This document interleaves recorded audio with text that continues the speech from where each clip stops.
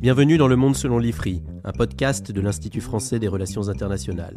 Je suis Marc Ecker, directeur adjoint de l'IFRI et rédacteur en chef de la revue Politique étrangère. L'objectif de ce podcast est de vous donner un aperçu de la richesse de la production de l'IFRI et de transmettre des clés de compréhension du monde dans lequel nous vivons. Pour cet épisode, j'ai le plaisir de recevoir Paul Maurice, qui est secrétaire général du Comité d'études des relations franco-allemandes, le CERFA. Bonjour Paul, merci d'avoir accepté de venir à ce micro. Bonjour. Le CERFA a célébré en 2024 son 70e anniversaire et a organisé à cette occasion une grande conférence à l'IFRI. Dans cet épisode, nous allons bien sûr évoquer l'actualité politique et économique de l'Allemagne, ainsi que les tensions franco-allemandes actuelles. Mais avant cela, commençons par quelques considérations institutionnelles et historiques. Pourriez-vous, Paul, s'il vous plaît, expliquer à nos auditeurs ce qu'est le CERFA ? Alors, le CERFA, le Comité d'études des relations franco-allemandes, est un des centres de l'IFRI, mais qui existait avant l'IFRI. Et c'est un peu sa particularité. Il a été rattaché à l'IFRI en 1979 par Thierry de Montbrial, quand il a créé l'IFRI. Mais le CERFA avait été créé en 1954 au sein du CEPE, qui est l'ancêtre de l'IFRI, et qui a une histoire franco-allemande. C'est-à-dire qu'on est sur une histoire de la réconciliation franco-allemande, une volonté de se connaître davantage entre Français et Allemands dans les années 50. On était seulement 9 ans après la fin de la Seconde Guerre mondiale. Oui, le CEPE, le Centre d'études de politique étrangère, qui lui a été créé dans l'entre-deux-guerres. Exactement. Et dans l'entre-deux-guerres, on avait déjà des idées de comité d'études des relations franco-allemandes, notamment par l'initiative du luxembourgeois Mayrisch dans le domaine industriel et de l'acierie notamment. Et on avait des initiatives pour mieux se connaître et mieux se rapprocher. Le contexte de réconciliation de l'après-guerre a davantage permis la création durable de ce comité. Alors on va revenir justement sur la création de ce comité en 1954, puisque vous avez célébré par cette grande conférence à l'IFRI en décembre 2024 le 70e anniversaire du CERFA. Et votre grande conférence était justement intitulée « 70 ans de relations franco-allemandes entre héritage et défis d'avenir ». Alors quand on n'est pas très fin connaisseur des relations franco-allemandes, généralement on retient une date qui est 1963, c'est le traité de l'Élysée. Mais là le CERFA a été créé en 1954, donc 9 ans avant. Est-ce que vous pouvez nous expliquer pourquoi 1954 ? Qu'est-ce qui s'est passé cette année-là ? 1954, on l'oublie souvent, merci Marc de le rappeler, c'est une année charnière pour les relations franco-allemandes qui a été éclipsée, bien naturellement, par le traité de l'Élysée en 1963. 1954, c'est d'abord un échec franco-allemand et européen qui est le rejet par l'Assemblée nationale française de la Communauté européenne de défense, la CED, en août 1954. Et cet échec a fait craindre un échec européen qui avait été lancé avec la Communauté européenne du charbon et de l'acier, le plan Schuman, en 1950. Alors, en 1954, on a échoué sur une défense européenne, et donc ce sont les Américains et les Britanniques qui ont un peu gagné suite à cet échec européen, avec l'intégration de la République fédérale d'Allemagne, de l'Allemagne de l'Ouest, dans l'OTAN, le retour de l'Allemagne à sa souveraineté et donc la recréation d'une armée allemande dans le cadre de l'OTAN. Mais pour que ceci soit possible, pour que le 23 octobre 1954, les accords de Paris soient signés, redonnant à l'Allemagne sa souveraineté et la possibilité d'avoir une armée, il a fallu régler un contentieux franco-allemand très fort, issu de la Seconde Guerre mondiale, sur la Sarre notamment, mais aussi sur de nombreux contentieux économiques, industriels. Et ce sont les accords de la Celle-Saint-Cloud, qui est un bâtiment officiel du ministère de l'Europe et des Affaires étrangères actuelles, dans les Yvelines. Et dans ces accords de la Celle-Saint-Cloud, le 19 octobre 1954, 4 jours avant les accords de Paris, le chancelier Konrad Adenauer et le président du Conseil, également ministre des Affaires étrangères Pierre Mendès France, ont évacué tout ce contentieux franco-allemand.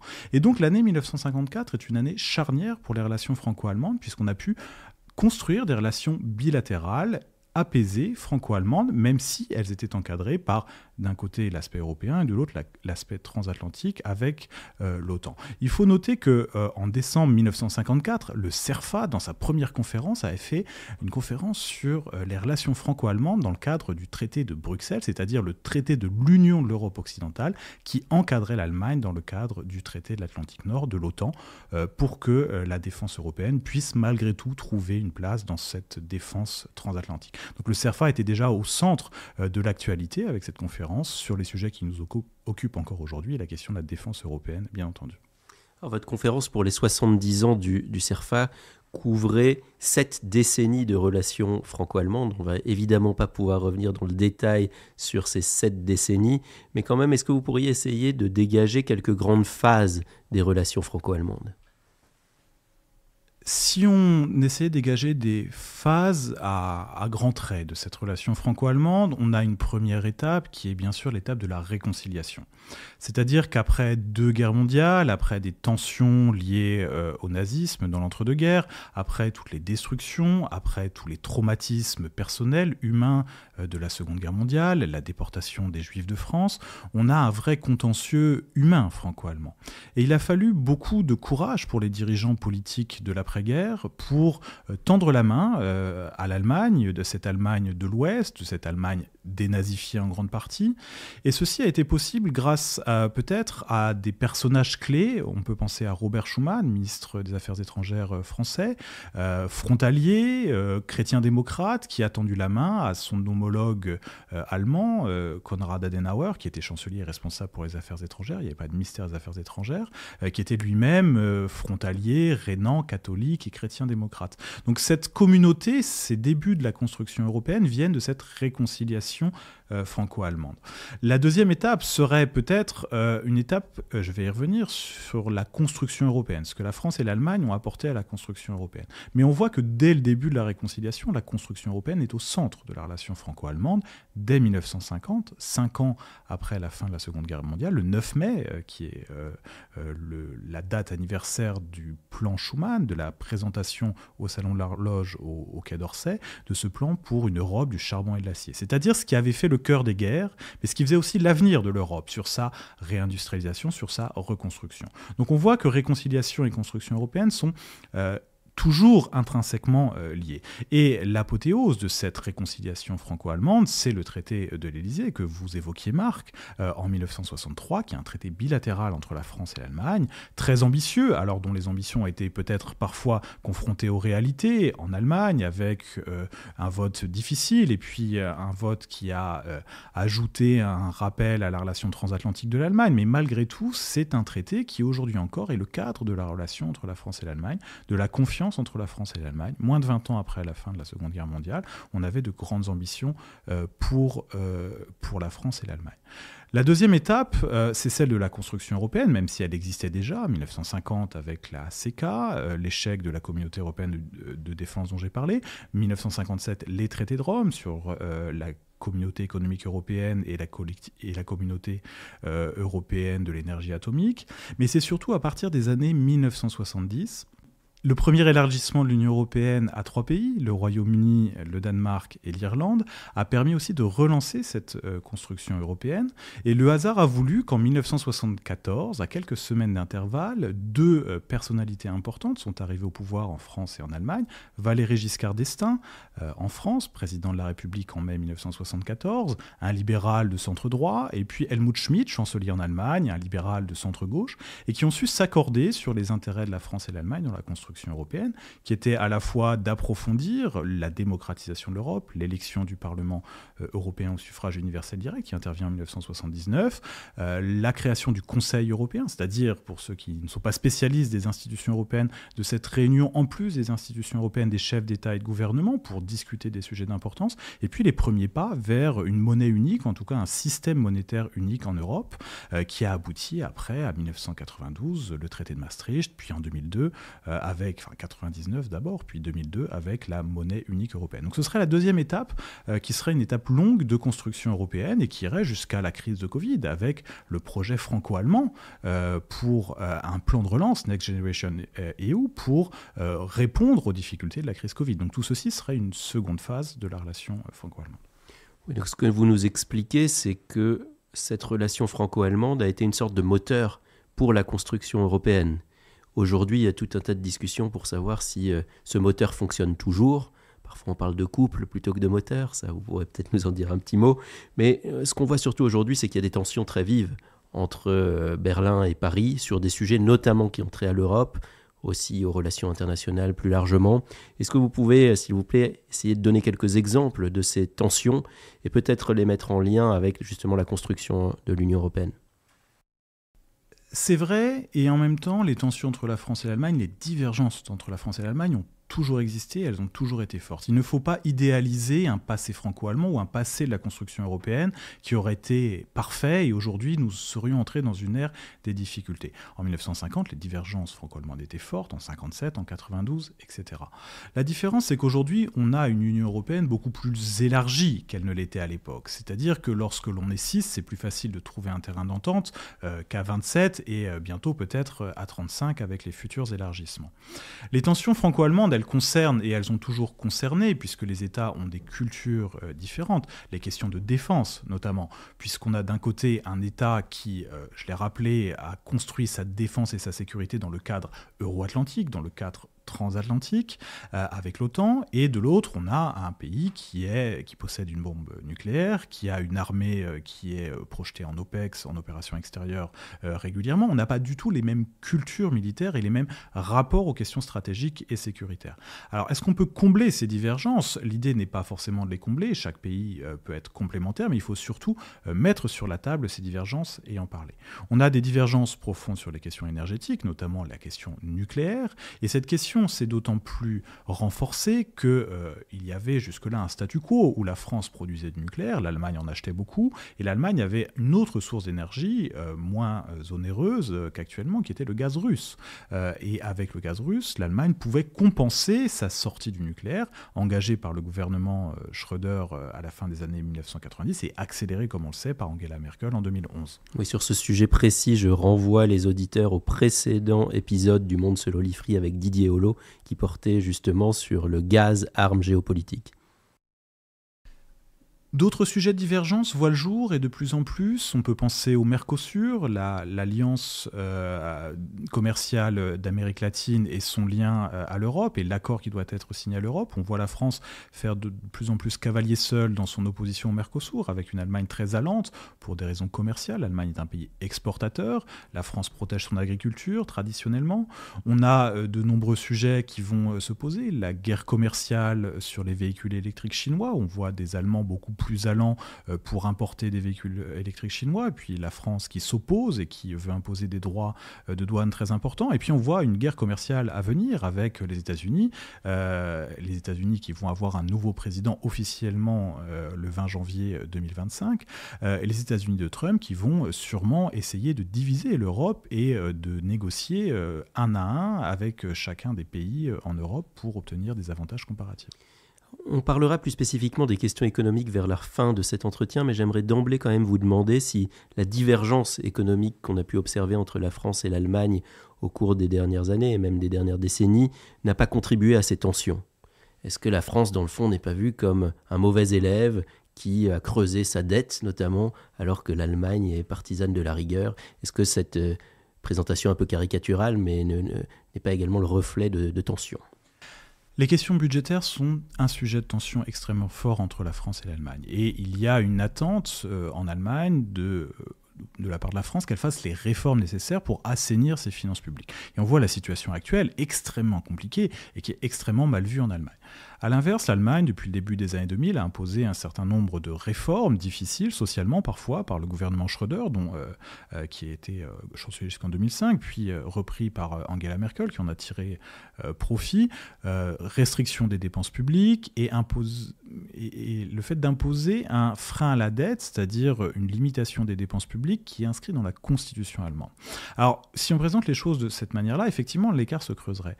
Mais on voit aujourd'hui que les choses sont beaucoup plus compliquées que cela, puisque l'Allemagne a une remise en cause de son modèle économique très fort, on y reviendra tout à l'heure, mais l'Allemagne est aujourd'hui en grande difficulté. Le fait de ne pas avoir investi dans ses infrastructures, du fait du frein à la dette, a complètement limité sa capacité d'action et d'innovation. On voit des infrastructures ferroviaires, numériques, routières qui sont délabrées et qui nuisent à son économie. Et paradoxalement, la France, outre les aspects budgétaires qui nous occupent et qui nous inquiètent beaucoup aujourd'hui, et qui inquiètent d'ailleurs d'autres pays en Europe, la France, il y a environ un an, était vue en Allemagne comme l'Allemagne en mieux, titrait un hebdomadaire allemand, le Spiegel, parce que la France était capable d'investir, d'attirer des investissements, et avait un modèle économique avec avec les réformes établies depuis une dizaine d'années qui étaient un peu porteurs. Et donc ce qu'on voit aujourd'hui, ce sont des difficultés politiques liées à des questions budgétaires, mais sur les modèles économiques, il y a des moyens de converger très très importants, et on voit les rencontres économiques d'Évian qui sont toujours une réussite, qui ont lieu tous les ans au mois de septembre et qui sont une réussite, et les entreprises sont favorables à la coopération entre la France et l'Allemagne. Paul Maurice, venons-en à la politique intérieure. Des élections fédérales anticipées auront lieu en Allemagne en février 2025. Quel est l'état des forces politiques à l'approche de ce scrutin ?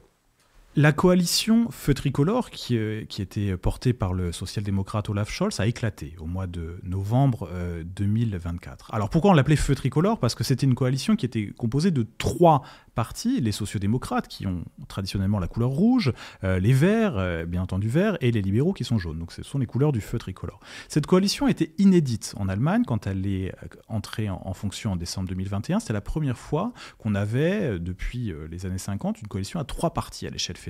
Jusque-là, on était dans des coalitions à 2 partis, ce qui est aussi symptomatique de l'offre politique grandissante en Allemagne. Cette coalition se présentait comme une coalition de progrès. Et effectivement, beaucoup de choses dans cette coalition étaient vues comme des choses de progrès, comme un renouveau après l'ère Merkel, qui était vue comme une ère de stabilité, mais pas une ère très moderne. Et pour 2 partis, les libéraux et les verts, il y a beaucoup d'électeurs jeunes qui ont porté ces partis au pouvoir pour des questions diverses, mais sur les questions numériques, sur les questions de légalisation du cannabis portées par les verts, mais aussi en partie par les libéraux. Donc on avait des partis un peu modernes qui voulaient porter une Allemagne un peu plus moderne, avec un parti social-démocrate qui voulait moderniser le modèle social allemand. Cette coalition avait de grandes ambitions, notamment sur le plan climatique, et ces ambitions se sont confrontées à la guerre en Ukraine, qui a immédiatement après la mise en place de cette coalition provoqué des difficultés de remise en cause de son modèle que l'on connaît, et cette coalition a dès ses origines connu de grandes difficultés de manière extérieure par rapport à cet événement, mais qui était déjà intrinsèque. Et pendant 3 ans, on a eu de grandes difficultés à faire tenir cette coalition. Depuis novembre 2023, on a des tensions de plus en plus fortes avec le Parti libéral, qui est partisan de la rigueur budgétaire, d'un respect absolu du frein à la dette et de la baisse des dépenses publiques.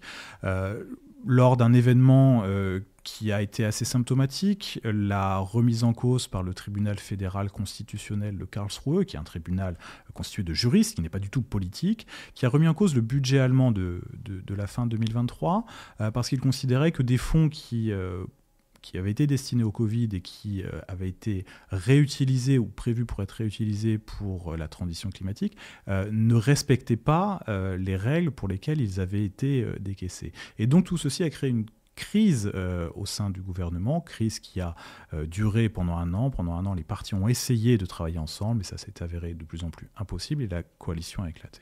L'état actuel des forces, c'est qu'on a une coalition, les partis de la coalition à E3 ne réunissent pas un score suffisant pour atteindre le premier parti dans les sondages actuellement, qui est la CDU, qui sont les chrétiens-démocrates. C'est-à-dire que les chrétiens-démocrates sont crédités aujourd'hui de plus de 30% dans les sondages.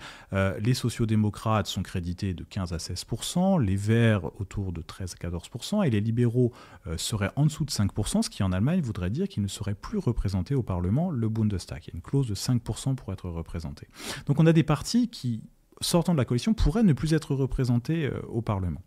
On a un parti en tête qui, en Allemagne, est un parti démocratique, de centre-droit, conservateur sur certaines questions et relativement européen. Ce qui pourrait paraître comme une exception en Europe, puisqu'on voit aujourd'hui que dans la plupart des pays européens, ce sont les partis populistes d'extrême droite ou d'extrême gauche pour certains qui arrivent en tête, des partis pro-russes ou des partis qui remettent en cause le projet européen. La CDU, le parti chrétien-démocrate, dirigé par Friedrich Merz, a pris un tournant un peu plus conservateur depuis l'époque où il était dirigé par Angela Merkel. Néanmoins, il reste dans un cadre démocratique traditionnel. Mais l'Allemagne a aussi son lot de partis populistes. Il y a l'AfD dont on parle beaucoup, l'Alternative für Deutschland, et puis plus récemment, l'alliance qui s'est créée autour de Sarah Wagenknecht. Peut-être que vous pouvez nous parler rapidement de ces 2 partis et puis nous expliquer le succès de l'AfD. Et peut-être nous parler aussi de cette notion de cordon sanitaire qui existait aussi en France. En Allemagne, ce cordon sanitaire semble tenir, mais jusqu'à quand ? Effectivement, l'AfD, qui est un parti d'extrême droite, est un parti qui n'a pas fait son tournant de dédiabolisation. Il est toujours sur une ligne très dure sur les questions d'immigration, sur les questions de société et sur les questions de lien à la Russie. Ce parti est aujourd'hui à 16 à 19% dans les sondages. On a un électorat très volatile, donc c'est difficile de le mesurer. Et c'est un parti qui a des résultats très forts à l'Est. À l'Est, partout, dans l'ancienne RDA, c'est le parti qui arrive en tête dans toutes les situations, avec plus de 30% des suffrages pour les élections qui auront lieu le 23 février dans les sondages actuels. Ce parti est un danger pour l'Allemagne puisque c'est un parti qui va bloquer le système politique tel qu'il existait actuellement, qui est un système qui repose sur le compromis. C'est un parti qui, par sa radicalité, est exclu du champ politique actuel, et même Friedrich Merz, du parti conservateur, qui est sur une ligne parfois très conservatrice, a refusé catégoriquement de s'allier avec ce parti, et il a même établi ce cordon sanitaire dont vous parliez, Marc, en refusant catégoriquement que localement, les branches de la CDU ne s'allient avec lui. Alors, est-ce que le cordon sanitaire va tenir ? Oui, probablement, puisqu'aujourd'hui, il ne faut pas oublier qu'à l'ouest de l'Allemagne, ce parti est très très en deçà de sa moyenne nationale et de la moyenne à l'Est. Pourquoi ? Parce que l'Ouest de l'Allemagne a encore cette tradition, cette culture qui est issue de l'après-guerre de rejet de l'extrême droite par une grande partie de la classe politique et des élites, qu'elles soient économiques, politiques, sociales ou issues de la société civile, les églises qui ont un rôle encore important en Allemagne, ou les syndicats et les associations locales. Donc ceci reste quand même un tabou en Allemagne de faire alliance avec ce parti d'extrême droite, parfois noyautés, il faut le dire, à l'Est, par des groupes néo-nazis qui voient une opportunité de pousser leurs idées très très fortement au sein de ce parti qui a le vent en poupe. Paul Maurice, la période de Noël a été marquée par une attaque terroriste en Allemagne sur le marché de Noël de Magdebourg. Quelles pourraient être les conséquences de cet événement sur la campagne électorale ? L'attentat de Magdebourg a un effet paradoxal sur la campagne, puisque l'auteur présumé est réputé proche de l'AfD, des thèses de l'extrême droite, islamophobe, comme il a pu être décrit, et en même temps, pour l'AfD, pour l'extrême droite, c'est quelqu'un qui est la cible privilégiée, c'est-à-dire quelqu'un qui est un immigré, en tout cas qui à un moment a été un immigré saoudien en Allemagne, même s'il était intégré comme médecin. Tout ceci pose la question de la perception de la campagne, et on l'a vu avec Elon Musk, qui a soutenu l'AfD comme parti qui serait le seul à pouvoir sauver l'Allemagne, et puis sa discussion avec la chef du parti, Alice Weidel, pose la question de l'immigration en Allemagne. Et pour l'AfD, il faut le dire, l'immigration reste le thème principal qui motive ses électeurs, et l'immigration est une vraie question en Allemagne. La fin du régime de Bachar al-Assad en Syrie a posé la question, même au Parti démocratique, sur le retour des Syriens, notamment ceux qui ne sont pas intégrés, ceux qui n'ont pas de travail, vers leur pays d'origine. La thématique migratoire n'est en fait pas l'apanage de l'AfD, de l'extrême droite. Il y a aussi cette nouvelle formation autour de Sarah Wagenknecht qui a fait de l'immigration, de la lutte contre l'immigration, un de ses étendards. Est-ce que vous pourriez nous en dire un mot, s'il vous plaît ? Sarah Wagenknecht, c'est un peu autre chose. C'est une sorte d'ovni politique en Allemagne et en Europe. On pourrait peut-être la comparer à Robert Fico, le Premier ministre slovaque, c'est-à-dire issu de la gauche, mais sur des thèmes nationaux populistes et très pro-russes. Sarah Wagenknecht est une Allemande de l'Est. C'est assez rare dans la classe politique allemande actuellement pour être souligné. Et elle a fait sa carrière dans un parti de gauche radicale, Die Linke, qui était le parti héritier du Parti communiste en RDA. Et Sarah Wagenknecht a rompu il y a un an avec son parti Die Linke qu'elle considérait trop wokiste et qu'elle considérait comme dérivé vers des théories trop sociétales et pas assez sociales. Pour elle, la gauche doit être davantage sociale, s'occuper des catégories populaires, et pour cela, elle a embrassé des thèmes qui sont d'habitude portés par la droite, voire l'extrême droite, sur les questions migratoires, sur les questions de société. Si ce parti est inclassable dans son idéologie, on regarde les cadres, et les cadres sont principalement issus de l'ancien parti de gauche radicale Die Linke, ce qui est d'ailleurs intéressant puisque ça permet d'expliquer que cette gauche issue de la RDA n'était pas progressiste sur les questions sociétales, même si elle était très sociale dans ses programmes. Et puis les électeurs, quand on regarde les sondages qui sont faits, ils viennent principalement de l'ancien parti Die Linke et aussi des électeurs sociodémocrates déçus. En 2021, Olaf Scholz et le SPD, le Parti social-démocrate, est arrivé en tête à l'Est. Il avait un programme social très poussé, avec une hausse du salaire minimum, et ça avait séduit les électeurs de l'Est, souvent considérés comme abandonnés sur les questions sociales. Et Zahra Wagenknecht récupère ces électeurs de manière importante. Et elle a surtout un discours pacifiste, très pro-russe, d'apaisement sur la guerre en Ukraine, qui va attirer des électeurs sociodémocrates, des électeurs issus de la gauche, de Die Linke, ou des électeurs qui étaient jusque-là abstentionnistes, et qui ont été cultivés dans cette idée allemande qu'il faut toujours apaiser les tensions, qu'il faut être pacifiste, parce que c'est un héritage de la guerre froide, qu'on soit à l'Est ou à l'Ouest d'ailleurs. Puisque si on participe, si on soutient un conflit, si on livre des armes à l'Ukraine, tout ceci va contre les intérêts de l'Allemagne, à la fois puisque les dépenses ne seront pas sur les questions sociales, mais aussi parce que ça risque d'entraîner l'Allemagne dans la guerre, ce dont ne veut plus du tout une partie de l'électorat allemand. Vous avez parlé là à l'instant de l'Ukraine. Ce sera sans doute un des sujets importants de la campagne. Quels seront les autres ? L'Ukraine sera un sujet, mais pas un sujet en soi. L'Ukraine est une sorte d'épouvantail dans cette campagne. On l'a vu dans les campagnes des élections à l'Est, dans les différents Länder au mois de septembre. L'Ukraine est le repoussoir pour les uns et les autres pour se positionner sur l'échiquier politique, notamment sur les questions sociales. Scholz a dit lui-même, devons-nous sacrifier notre modèle social, nos retraites, pour un soutien accru à l'Ukraine. Les autres sujets seront bien sûr, comme dans la plupart des élections, des sujets nationaux et non pas des sujets de politique étrangère. La question du pouvoir d'achat, la question de l'énergie et de ce que doivent dépenser les ménages pour se chauffer, pour leur maison, pour leurs appartements. On va avoir aussi une grande question sur le modèle économique allemand, dans le sens où il va porter les électeurs qui vont se voir parfois menacés dans leurs emplois, parfois menacés dans la pérennité de leur emploi. Venons-en justement au modèle économique. Ce modèle allemand a été particulièrement secoué par la guerre en Ukraine. Est-ce que, selon vous, ce modèle a un avenir ? Le modèle économique allemand, il reposait sur deux piliers principaux, qui étaient l'énergie assez peu chère d'une part, avec le gaz russe, les accords qui avaient été signés avec la Russie, déjà à l'époque de l'Union soviétique, et puis d'autre part, un modèle exportateur, développé dans les années 60 puis les années 70, et qui s'est intensifié avec l'ouverture de la Chine à partir des années 80 et encore plus à partir de 2001 avec l'entrée de la Chine dans l'Organisation mondiale du commerce. Et donc on avait l'impression en Allemagne que ce modèle ne s'arrêterait jamais, que le gaz resterait très peu onéreux et que la Chine serait un marché qui serait insatiable. Alors, on a vu que récemment, d'un seul coup, le gaz russe avec la guerre en Ukraine, puis la fermeture chinoise post-Covid, a fait que ce modèle s'est rapidement effondré, sinon effondré, en tout cas a été ébranlé.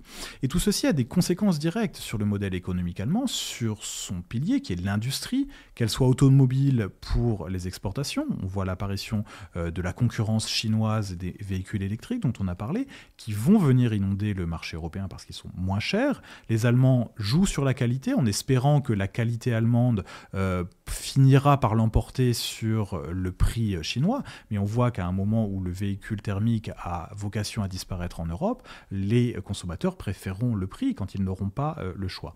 Deuxième problème, la question de l'industrie. L'industrie allemande a besoin de ressources naturelles, notamment le gaz, pour fonctionner, et elle a besoin d'énergie pour fonctionner de manière efficace et assez peu onéreuse. Et on voit que dans les deux cas, on a un problème, puisque l'énergie est très chère en Allemagne et le gaz coûte cher comme matière première. Et l'industrie, c'est la base du modèle économico-social de l'Allemagne, c'est-à-dire c'est la base de la cogestion entre patronat et syndicats, c'est la base de l'encadrement de la société, et l'effondrement de ce modèle va avoir des effets très forts au niveau politique, au niveau social et aussi sur le marché européen. Donc l'effondrement d'un système industriel, d'une crise industrielle allemande, serait une mauvaise nouvelle pour l'Allemagne, mais aussi pour l'ensemble de l'Europe. Qu'est-ce qu'on peut imaginer comme solution, comme moyen de relancer ce modèle ou alors de réinventer un nouveau modèle ? Réinventer un nouveau modèle se fera au niveau européen. On est aujourd'hui, comme le montraient les rapports Letta et Draghi, face à un problème de compétitivité de l'Europe. Et la question qui se pose, c'est ce qu'on appelait avant l'union des marchés de capitaux, c'est la question de l'investissement épargne en Europe. On a aujourd'hui 300 milliards d'épargne européenne qui se dirigent vers l'investissement aux États-Unis. Et on a des besoins qui ont été évalués de manière très forte par Mario Draghi, autour de 800 milliards, peut-être que c'est un peu moins. Et on pourrait avoir un rapport de l'investissement de l'épargne européenne et sur les besoins européens. Ça veut dire qu'il faut investir dans les technologies d'avenir, l'intelligence artificielle notamment, le quantique. Et tout ceci permettra peut-être, à l'échelle européenne, franco-allemande peut-être avant, et européenne ensuite, d'avoir un modèle industriel qui sera capable d'innover dans les énergies d'avenir, de réinventer son modèle sur les questions d'énergie renouvelable, sur les questions de technologie du futur. Et l'Allemagne a la capacité, a le réseau industriel pour appuyer cela, et il faut qu'elle fasse davantage confiance à ses partenaires pour l'aider à se réinventer sans penser que son modèle complet va s'effondrer. Paul Maurice, merci beaucoup d'avoir participé à ce podcast. Chers auditeurs, nous vous recommandons chaudement de lire les publications du CERFA sur le site internet de l'IFRI. Par ailleurs, n'hésitez pas à vous abonner au Monde selon l'IFRI sur votre plateforme préférée et à suivre l'Institut français des relations internationales sur les réseaux sociaux. À bientôt pour un prochain épisode.